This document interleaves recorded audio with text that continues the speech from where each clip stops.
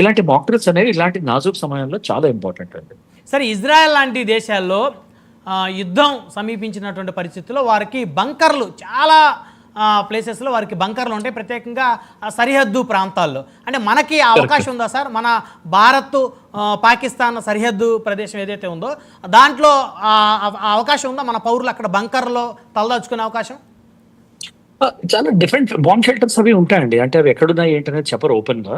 కానీ ఇట్లాంటివి అయినప్పుడు ఎట్లా మూవ్ చేయాలనేవి ఎమర్జెన్సీ రెస్పాన్స్ టీమ్స్ కి ప్రాక్టీస్ చేసి ఉంటుంది. ఏవైతే ఎమర్జెన్సీ రెస్పాన్స్ టీమ్స్ ఉంటే వాళ్ళందరికీ ప్రాక్టీస్ చేసి తెలిసి ఉంటుంది ఈ లాట్ ని ఇక్కడ పంపించాలంటే. ఫస్ట్ టార్గెట్ చేసేది ఏంటంటే ఏ యుద్ధమైనా కూడా ఇప్పుడు యూనో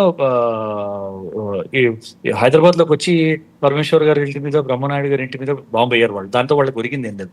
వాళ్ళు టార్గెట్ చేసేది ఏంటి?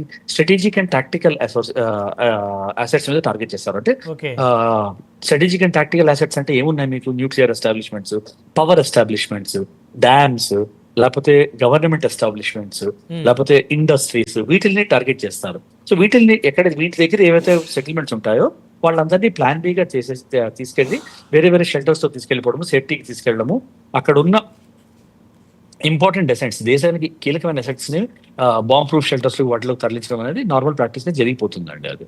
అది బయటికి న్యూస్ లోకి మీడియాకి రాదు కాబట్టి, రానివ్వలేము కాబట్టి రాదు అది. బట్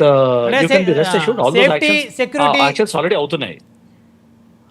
సేఫ్టీ మినహా ఎక్కడెక్కడ బంకర్ లాంటి ప్రదేశాలు మన దేశ సరిహద్దులో ఉన్నాయో అవన్నీ కూడా ఆర్మీ చాలా గోప్యంగా ఉంచుతాం అనుకోవాలి మనం. అంతే అండి. Defence forces plus disaster response, లేకపోతే disaster response teams, emergency response teams తెలుస్తాయి. వాళ్ళు అకార్డింగ్లీ యాక్షన్ చేస్తారు. So that's normal practice. Right, మళ్ళీ వస్తాం.